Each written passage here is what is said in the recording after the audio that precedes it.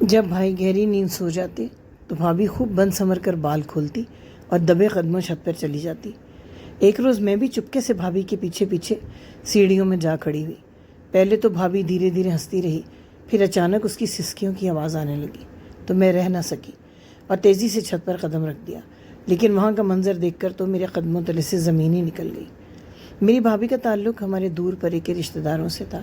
میرے بھائی زاویار کو اپنے لیے بہت ہی حسین دلہن کی تلاش تھی۔ وہ شروع سے ہی بہت حسن پرست تھے، اگرچہ وہ خود بھی بہت حسین تھے۔ حسین ہی نہیں، بہت محنتی اور ذہین بھی تھے۔ ابا کے معمولی سے کاروبار کو اپنی محنت سے انہوں نے کہیں سے کہیں پہنچا دیا تھا۔ امی ابا بھی انہیں دعائیں دیتے نہ تھکتے تھے۔ ہم دو ہی بہن بھائی تھے۔ بھائی نے ایک شادی میں جب بھابھی کو دیکھا تو امی کے پیچھے پڑ گئے۔ میری بھابھی واقعی کمال کی حسین تھی، گوری چٹی رنگت، خوبصورت قد و قامت، کمر تک آتے لہراتے حسین بال۔ لیکن میں نے دیکھا کہ ان میں آج کل کی لڑکیوں والی شوخی اور چنچل پن بالکل نہ تھا۔ جب میں اور امی ان کے گھر رشتہ لے کر گئے اور وہ ہمارے سامنے آئیں، تب بھی وہ بالکل سنجیدہ اور کھوئی کھوئی سی تھی۔ حیرت تو ہمیں تب ہوئی جب ان کے گھر والوں کی طرف سے رشتے کے لیے انکار ہو گیا۔ ہمیں سمجھ میں نہیں آیا کہ آخر انہوں نے انکار کس بات پر کیا ہے۔ میرے بھائی کی تعریفیں تو خاندان بھر کرتا تھا اور ہر کوئی اپنی لڑکیوں کے لیے میرے بھائی کے رشتے کا خواہش مند تھا، لیکن بھائی تو بھابھی کو ایک نظر دیکھ کر ایسے دیوانے ہوئے کہ انہوں نے ضد باندھ لی کہ اگر رشتہ کریں گے تو صرف اور صرف زرمین بھابھی سے۔ میرے والدین کو بھی کوئی انکار نہ تھا، لیکن نہ جانے کیوں بھابھی کے والدین ہچکچا رہے تھے۔ لیکن میرے والدین کے بار بار جھولی بھرانے پر آخر کار وہ اس رشتے پر تیار ہو گئے۔ یوں زرمین بھابھی دلہن بن کر ہمارے گھر میں آ گئی۔ ہم سب خوش تھے اور بھائی کے تو جیسے پاؤں زمین پر نہ ٹکتے تھے۔ سارا دن بھابھی کے ناز نخرے اٹھانے میں لگے رہتے۔ شام کو آتے تو تازہ پھولوں کے گجرے اٹھائے آتے۔ ہر وقت یہی پوچھتے، زرمین تمہیں کچھ اور تو نہیں چاہیے؟ لیکن بھابھی کا رویہ بالکل سرد تھا۔ وہ بہت کم مسکراتی، ان کے چہرے پہ ہر وقت ایک سنجیدگی طاری رہتی، آنکھوں میں ایک کھوئی کھوئی سی کیفیت رہتی۔ میرا جی چاہتا کہ وہ ہنسے، بولے، میری شرارتوں میں میرا ساتھ دے۔ میری کوئی بہن نہ تھی، میں چاہتی تھی کہ بھابھی مجھ سے باتیں کریں، گھر میں رونق ہو۔ امی بھی ان کے آگے پیچھے پھرتی رہتی، لیکن بھابھی اگرچہ ہم سے کوئی تلخ بات تو نہ کرتی، لیکن بہت ہی کم گو رہتی۔ ہر بات کا ہوں ہاں میں جواب دے کر اپنے کمرے میں چلی جاتی۔ اس کے باوجود میں نے کبھی گھر کے کسی فرد کے ماتھے پر کوئی بل نہ دیکھے۔ میں جب امی سے شکایت کرتی کہ بھابھی مجھ سے کیوں نہیں زیادہ ہنستی بولتی، تو امی مجھے الٹا کہتی کہ تم فضول کی باتیں نوٹ نہ کیا کرو، وہ ہے ہی سنجیدہ طبیعت، تم اپنا دھیان پڑھائی میں لگاؤ۔ خیر، وقت گزرنے لگا، شادی کو 3 ماہ ہو گئے۔ بھائی صبح کے کام پر گئے، شام کو آتے۔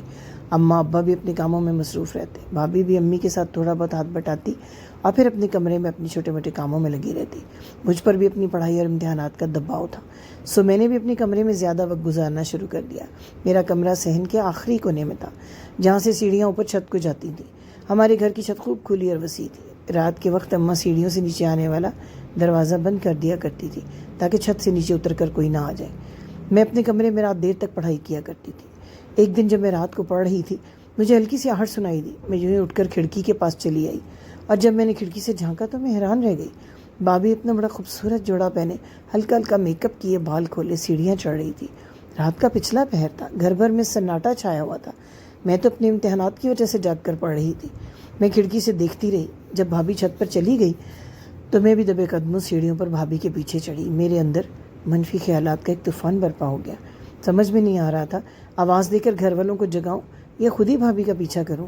جب میں سیڑھیوں کے آخر پر پہنچی تو دیکھا اوپر جانے والا دروازہ چھت کی طرف سے بند تھا۔ میں نے دروازے کے ساتھ کان لگا دیے۔ ہلکی ہلکی خسر پسر کی آوازیں آ رہی تھیں، کبھی بھابھی کے ہنسنے کی آوازیں آتی اور کبھی سسکیاں لے کر رونے کی آوازیں۔ جی چاہا زور زور سے دروازہ پیٹوں، لیکن میں نے اپنے جذبات کو کنٹرول کیا اور اسی طرح دبے قدموں واپس آ گئی۔ تھوڑی ہی دیر بعد میں نے دیکھا بھابھی سیڑھیوں سے اترتے آ رہی تھی۔ وہ سیڑھیوں سے اتری، اپنے کمرے میں گئی اور کمرے کا دروازہ بند کر لیا۔ میں ساری رات جاگتی رہی، غصے سے میرا دماغ پھٹنے والا تھا۔ کیا بھابھی بھائی کو دھوکہ دے رہی تھی؟ آخر اوپر چھت پر کون تھا جس سے ملنے وہ گئی؟ صبح ہوتے ہی میں نے امی کو پکڑا اور اپنے کمرے میں لے آئی اور میں نے پوری کہانی بلا کم وقاصت ان کو بیان کر دی اور مجھ پر حیرت کا پہاڑ ٹوٹ پڑا جب میری بات سن کر بجائے اس کے کہ امی حیران ہوتی یا پریشان ہوتی، الٹا وہ مجھے سمجھانے بیٹھ گئی۔ دیکھو بیٹا، اس قسم کی باتیں کر کے اپنے بھائی اور بھابھی میں اختلافات مت پیدا کر دینا۔ میں خود ہی اس معاملے کو دیکھ لوں گی، تم بدگمانی مت کرو، ہو سکتا ہے وہ کسی کام سے چھت پر گئی ہو۔ غصے سے میری زبان بند ہو گئی۔ آخر وہ کون سا کام تھا جو آدھی رات کو ہوتا تھا اور جس کے لیے اتنا بند سنور کر اتنی خاموشی اور پراسرار طریقے سے چھت پر جانا ضروری تھا؟ کیا میری ماں پاگل ہو گئی تھی؟ یا بھائی کا گھر بچانے کے لیے وہ مصلحت سے کام لے رہی تھی، لیکن بہرحال میں مطمئن تھی کہ ماں کی نظر میں اب یہ بات آ گئی تھی، وہ خود ہی اس بات کو کنٹرول کر لیں گی۔ لیکن میری حیرت کی انتہا نہ رہی جب 2 ہی دن بعد پھر یہی معمول ہوا۔ بھابھی اسی طرح بن سنور کر اوپر گئی اور چھت کا دروازہ بند ہو گیا۔ اس بار میں نے بھابھی کا پیچھا نہیں کیا، لیکن دل ہی دل میں شدید پریشان ہو گئی۔ جی چاہتا زور زور سے روؤں، کبھی دل چاہتا سیدھے جا کے بھائی کو بتا دوں، لیکن میں نہیں چاہتی تھی کہ میرے کسی بھی قدم سے گھر میں کوئی طوفان کھڑا ہو جائے۔ آخر اس عورت کو کیا چاہیے تھا؟ میرے بھائی جیسا حسین شوہر جو اس کی ہر وقت ناز نخرے اٹھاتا، گھر بھر میں کوئی اس کو پریشان کرنے والا نہ تھا۔ میں اس کی اکلوتی نند تھی، لیکن مجھ سے بھی ہنس کر بات کرنا اسے گوارا نہ تھا، ہر وقت منہ سجائے پھرتی۔ اگر اسے یہی سب کچھ کرنا تھا تو میرے بھائی سے شادی کیوں کی؟ یہ سارے سوالات میرے اندر طوفان مچاتے رہتے، لیکن میری سمجھ میں نہ آتا کہ آخر میں اس کا کیا حل نکالوں۔ آخر ایک روز میں رہ نہ سکی اور میں نے سیدھا بھابھی سے بات کرنے کا فیصلہ کر لیا۔ میں نے اس سے پوچھا کہ آخر وادی رات کو چھت پر کیا کرنے جاتی ہے۔ میں نے صاف صاف کہہ دیا کہ بھابھی مکرنے کا کوئی فائدہ نہیں، میں نے اپنی آنکھوں سے دیکھا ہے کہ آپ اتنی تیار ہو کر آدھی رات کو جب بھائی سو رہے ہوتے ہیں چھت پر اکیلی جاتی ہیں اور آتی ہیں۔ لیکن بھابھی تو پوری ڈھٹائی سے مکر گئی، الٹا سخت ناراض ہونے لگی کہ تم مجھ پر اتنا بڑا الزام کیسے لگا سکتی ہو؟ میں نے تو کبھی تمہارے کسی معاملے میں مداخلت نہیں کی، تم مجھ سے کس بات کا بدلہ لے رہی ہو؟ میرے اندر تو غصے کا طوفان برپا ہو گیا۔ مجھے اپنے بھائی سے بے حد محبت تھی۔ میں نے کہا بھابھی آپ کب تک اس معاملے کو چھپائیں گی؟ آخر ایک نہ ایک دن تو گھر والوں کو پتہ چل ہی جائے گا، تو پھر آپ کیا کریں گی؟ دیکھیے اس طرح کی حرکت مت کریں، جو بھی بات ہے مجھ سے شیئر کریں، ورنہ اگر آپ باز نہ آئیں اور آپ نے اسی طرح ڈٹائی سے انکار کیا تو مجھے بھائی سے بات کرنا پڑے گی۔ بھابھی کچھ دیر مجھے گھورتی رہی اور پھر اٹھ کر اپنے کمرے میں چلی گئی۔ مجھے لگا کہ شاید وہ سوچنے کے لیے اپنے کمرے میں گئی ہیں اور ضرور اب انہیں احساس ہوگا، لیکن ہوا الٹا۔ نہ جانے انہوں نے رو رو کر بھائی سے کیا کہا کہ سرے شام بھائی میرے کمرے میں آ گئے۔ علینا یہ میں کیا سن رہا ہوں؟ تم نے اپنی بھابھی سے نہ صرف بدتمیزی کی ہے بلکہ اس پر بہت بیہودہ الزام بھی لگائے ہیں۔ میں بھائی کے منہ سے یہ الفاظ سن کے ششدر رہ گئی۔ میں نے کہا بھائی کیا آپ کو لگتا ہے کہ میں ایسا کر سکتی ہوں؟ میں نے بھابھی سے جو بات کی وہی بات میں آپ کو بھی بتا دینا چاہتی ہوں، اور میں اس سے پہلے امی جان کو بھی یہ بات بتا چکی ہوں۔ میں یہ بات آپ سے اس لیے نہیں کرنا چاہتی تھی کہ آپ کہیں غصے میں آ کے کوئی الٹا سیدھا قدم نہ اٹھا لیں اور آپ کے گھریلو معاملات خراب نہ ہو جائیں، لیکن اب جب بات مجھ پر آ گئی ہے تو مجھے آپ کو ساری بات بتانا ہوگی۔ اور میں نے پھر محتاط الفاظ میں ساری بات بھائی کو بتا دی۔ بھائی میری بات سن کر بالکل خاموش ہو گئے۔ کافی دیر تک وہ سوچوں میں ڈوبے رہے، پھر ایک ٹھنڈی آ بھری اور میرے سر پر ہاتھ رکھ دیا۔ کہنے لگے تم نے مجھ تک یہ بات پہنچا دی ہے، اب میں خود ہی دیکھ لوں گا کہ کیا کرنا ہے۔ میں نے بھائی کا ہاتھ پکڑ لیا۔ پلیز بھائی جذبات میں کوئی غلط قدم مت اٹھائیے گا، آپ بھابھی کو سمجھائیں، ہم سب بھی سمجھائیں گے۔ سب سے پہلے تو یہ دیکھنا ہوگا کہ آخر وہ ہے کون جس کے لیے وہ چھت پر جاتی ہیں۔ میں نے خود اپنے کانوں سے انہیں کسی سے باتیں کرتے ہوئے اور ہنستے ہوئے سنا ہے۔ بھائی نے میرا ہاتھ پکڑ لیا۔ دیکھو بیٹا، وہ اکثر پیار سے مجھے بیٹا کہہ کر مخاطب کرتے تھے۔ دیکھو بیٹا میری تم سے درخواست ہے کہ اس بات کا ذکر اب کسی اور سے مت کرنا، نہ ہی اپنی بھابھی سے کرنا، میں خود ہی اس معاملے کو دیکھ لوں گا۔ یہ کہہ کر وہ سست قدموں سے چلتے ہوئے اپنے کمرے میں چلے گئے۔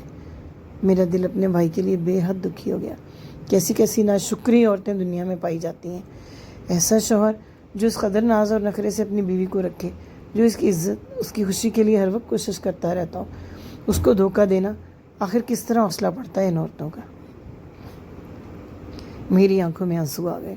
میں اتنی جذباتی ہو گئی تھی کہ جی چاہ رہا تھا ہر چیز کو تہس نہس کر دوں، بھابھی کے بال مٹھی میں پکڑ کر اس سے پوچھوں کہ آخر تم چاہتی کیا ہو، اور میرے بھائی سے بڑھ کر تم اس دنیا میں کون مل گیا جس سے ملنے کے لیے تم آدھی رات کو چھتوں پر ماری ماری پھرتی ہو۔ سب سے زیادہ حیرت تو مجھے اس بات پر تھی کہ اتنا بڑا انکشاف ہونے کے باوجود گھر کے معمول میں کوئی خاص فرق نہ پڑا تھا۔ بھابھی اسی طرح سستی کے ساتھ سارا دن گھر میں ہی پھرتی، اماں اس پر نظر رکھتی۔ میں نے نوٹ کیا تھا کہ اب اماں اس کے ساتھ زیادہ وقت گزارنے لگی تھی، اور تو اور اماں نے چھت کے دروازے کو تالا لگانا شروع کر دیا۔ گویا اماں جان گئی تھی کہ میں نے غلط بات نہیں کی تھی، لیکن یہ اس مسئلے کا حل تو نہ تھا۔ اس بات کو جاننا تو بہت ضروری تھا کہ آخر وہ چھت پر کس سے ملنے کے لیے جاتی تھی۔ اگر اب وہ چھت پر نہیں جائے گی تو وہ کوئی اور راستہ تو ضرور نکالے گی۔ ایک روز دوپہر میں بھابھی نے تیاری کی، بڑی سی چادر اوڑھی اور کہنے لگی میں بازار جا رہی ہوں، کچھ کپڑوں کی خریداری کرنی ہے۔ اماں نے کہا بھی میں تمہارے ساتھ چلتی ہوں، لیکن بھابھی نے کہا نہیں، میں وہاں سے اپنی امی کے گھر بھی جاؤں گی اور شام کو آؤں گی۔ یہ سن کر اماں خاموش ہو گئی، لیکن میرے دل میں ایک عجیب سی کھلبلی مچ گئی۔ شک کا سانپ ابھی تک میرے دل میں بیٹھا ہوا تھا، اور ظاہر ہے کہ میں مطمئن نہیں تھی۔ میں نے ایک فیصلہ کیا۔ جو ہی بھابھی نکلی میں نے امی سے سہیلی کے گھر جانے کے لیے ضد کی اور کہا کہ مجھے کچھ ضروری نوٹس لینے ہیں، میں ابھی جانا چاہتی ہوں۔ امی نے بھی اعتراض نہیں کیا، وہ جانتی تھیں کہ میں اکثر ہی سہیلی کے گھر پڑھائی کے لیے جاتی رہتی ہوں۔ میں نے بھی جلدی سے چادر اوڑھی اور بھابھی کے پیچھے چل دی۔ میں تیز تیز قدموں سے اپنی گلی سے نکل کر مین روڈ پر پہنچی تو دیکھا بھابھی بڑی سست روی سے واقعی بازار کی طرف جا رہی تھی۔ خیر، میں نے فاصلہ رکھ کر بھابھی کا پیچھا جاری رکھا۔ بھابھی ایک دو دکانوں میں گئی، کچھ کپڑوں کی خریداری کی، اس کے بعد رکشہ میں بیٹھ گئی۔ مجھے ایسا لگا جیسے شاید اس نے مجھے دیکھ لیا ہے۔ خیر، میں بھی چھپتے چھپاتے پیچھے ایک رکشے میں بیٹھ گئی اور اس کے رکشے کا پیچھا کرنے لگی۔ اور مجھے حیرت ہوئی جب اس کا رکشہ واقعی اس کی ماں کے گھر کے آگے جا کر رکا۔ یقیناً بھابھی جان چکی تھی کہ میں اس کا پیچھا کر رہی ہوں۔ میں اسی رکشے میں گھر واپس آ گئی۔ امی جان نے جب یہ پوچھا کہ تم سہیلی کے گھر سے ہو آئی ہو تو میں رہ نہ سکی اور پوری بات امی کو بتا دی۔ میری بات سن کر امی حیران رہ گئیں۔ تم باز نہیں آئی نا؟ تم سے کہا تھا اپنے کام سے کام رکھو، اس معاملے کو ہم دیکھ لیں گے۔ امی آپ ایسے کیسے کر سکتی ہیں؟ اگر بھائی بھابھی کی محبت میں اسی طرح آنکھیں بند کر بیٹھیں تو کیا ہم سب کو بھی آنکھیں بند کر لینی چاہیے؟ کیا یہ ہمارے گھر اور خاندان کی عزت کا سوال نہیں ہے؟ امی نے ایک ٹھنڈی آہ بھری، میرا بازو پکڑا اور کہنے لگی، بیٹھو، میرے پاس لگتا ہے اب تمہیں پوری بات بتانا ہی پڑے گی ورنہ تم کوئی اور نقصان کروا دو گی۔ میں نے سوالیہ نظروں سے دیکھا تو امی کہنے لگیں، دیکھو بیٹا، تمہیں یاد ہوگا جب ہم زاویار کا رشتہ لے کر گئے تو زرمین کے گھر والوں نے رشتے سے انکار کر دیا تھا۔ زاویار نے اس بات کو دل پر لے لیا اور بہت ضد پکڑی کہ ہم دوبارہ جائیں۔ جب میں دوبارہ زرمین کے والدین سے ملنے کے لیے گئی تو اس کی والدہ نے مجھے صاف الفاظ میں بتا دیا کہ ان کی بیٹی پر کسی جن کا سایہ ہے جو اس کو کبھی بھی شادی کرنے نہیں دے گا۔ بچی صاف الفاظ میں بتا چکی ہے کہ اس جن نے اسے کہہ دیا ہے کہ اگر کسی بھی اور شخص سے اس کی شادی کرنے کی کوشش کی گئی تو نہ یہ خود بچے گی اور نہ ہی اس کا شوہر بچے گا۔ یہ بات سن کر میرا تو دل ہی دہل گیا۔ ظاہر ہے میں اپنے اکلوتے بچے کی جان داؤ پر نہیں لگا سکتی تھی۔ میں نے گھر آ کر یہ بات تمہارے بھائی کو بتا دی، لیکن نہ جانے اس کے دماغ میں کیا سمایا ہوا تھا۔ اس نے کہا میں ان باتوں کو ہرگز نہیں مانتا اور آج وہ اپنی عزت کو بھگت رہا ہے۔ ہم تو ماں باپ تھے، ہم نے اس کی عزت پوری کر دی، لیکن اب یہ معاملہ حد سے بڑھ گیا ہے۔ میں نے چھت کو تالا لگا دیا ہے، اس کے باوجود میری پریشانی ہر وقت برقرار رہتی ہے کہ جانے یہ لڑکی اور کیا کرے گی۔ تم نے دیکھا ہوگا وہ کس طرح کھوئی کھوئی رہتی ہے گھر کے معاملات میں، شوہر کے ساتھ اس کی کوئی دلچسپی نہیں ہے۔ زاویار کے ساتھ بھی میں اس معاملے پر کافی بات کر چکی ہوں، لیکن وہ نہ جانے کیا ٹھانے ہوئے ہے۔ کہتا ہے امی آپ پریشان نہ ہو، سب ٹھیک ہو جائے گا۔ میں نے کہا امی یہ جنات وغیرہ سب جھوٹ ہے، اس معاملے کے پیچھے کچھ اور بات ہے جو آپ لوگ سمجھ نہیں رہے ہیں۔ امی نے پریشان ہو کر میری طرف دیکھا اور کہا اب تم ہی بتاؤ کیا کریں۔ میں نے کہا آپ ابا جان کو اس معاملے میں اعتماد میں لیں اور ہم سب مل کر بھائی سے بات کرتے ہیں۔ 2 ہی دن بعد جب بھابھی میکے گئی ہوئی تھی، شام کے وقت ابا، اماں اور میں بھائی کے کمرے میں جا بیٹھے۔ ہم نے بات چھیڑی اور بھائی سے کہا کہ وہ صاف صاف بتائیں کہ آخر وہ کیا سوچے ہوئے ہیں۔ بھائی مسکرائے اور کہنے لگے میں آپ سب کی پریشانی کو خوب سمجھتا ہوں۔ میں پچھلے کئی دنوں سے اسی مسئلے کو حل کرنے میں لگا ہوا تھا۔ زرمین کے اوپر کوئی جنات وغیرہ کا سایہ نہیں ہے، بلکہ ایک طرح کی ذہنی بیماری ہے جس میں ایک انسان خود بخود ایک نئی دنیا تخلیق کر لیتا ہے اور اس دنیا میں مختلف کرداروں سے بات چیت شروع کر دیتا ہے۔ جب وہ نارمل حالت میں آتا ہے تو اسے خود بھی معلوم نہیں ہوتا کہ وہ اس سے پہلے کیا کر چکا تھا۔ میرے ایک دوست کا بھائی ذہنی امراض کا بہت مشہور ڈاکٹر ہے، میں اس سے اس سلسلے میں پوری بات کر چکا ہوں اور جلد ہی زرمین کا علاج شروع ہو جائے گا اور آپ دیکھیں گے کہ جلد زرمین بالکل نارمل ہو جائے گی۔ یہ جنات اور آسیب کی باتیں اکثر ذہنی امراض ہی ثابت ہوتے ہیں۔ اماں ابا اور مجھے اس بات پر زیادہ یقین تو نہ آیا، لیکن بھائی کا اعتماد دیکھتے ہوئے ہم خاموش ہو گئے۔ پھر بھائی نے باقاعدگی سے بھابھی کو علاج کے لیے لے جانا شروع کر دیا۔ گھر میں رنگ برنگی دوائیوں کا ڈھیر لگ گیا، لیکن رفتہ رفتہ حیرتناک طور پر بھابھی کے رویے میں تبدیلی آنے لگی۔ اب وہ بڑی کھلی کھلی اور خوش باش دکھائی دینے لگی۔ گھر میں ان کے ہنسنے بولنے کی آوازوں سے ایک رونق سی آ گئی۔ امی ابا بھی بڑے مطمئن اور آسودہ دکھائی دینے لگے۔ مجھے خود بھی دلی طور پر اس بات کی خوشی تھی کہ اب میرے بھائی کے چہرے پر حقیقی خوشی کے عکس دکھائی دیتے تھے۔ مجھے اپنی منفی سوچوں پر دلی دل میں خود بھی شرمندگی ہوتی۔ اکثر ایسا ہوتا ہے کہ ہم سامنے نظر آنے والے واقعات پر خود ہی دلی دل میں نتیجہ اخذ کر لیتے ہیں اور اپنے پیارے رشتوں سے بدگمان ہو جاتے ہیں۔ ہمیشہ پہلے مکمل تحقیق کر لینی چاہیے اور پھر کسی شخص کے بارے میں کوئی گمان یا خیال قائم کرنا چاہیے۔ ایسی بہترین تحریروں کو پڑھنے کے لیے ہمارے چینل کو لائک اور سبسکرائب کرنا مت بھولیے۔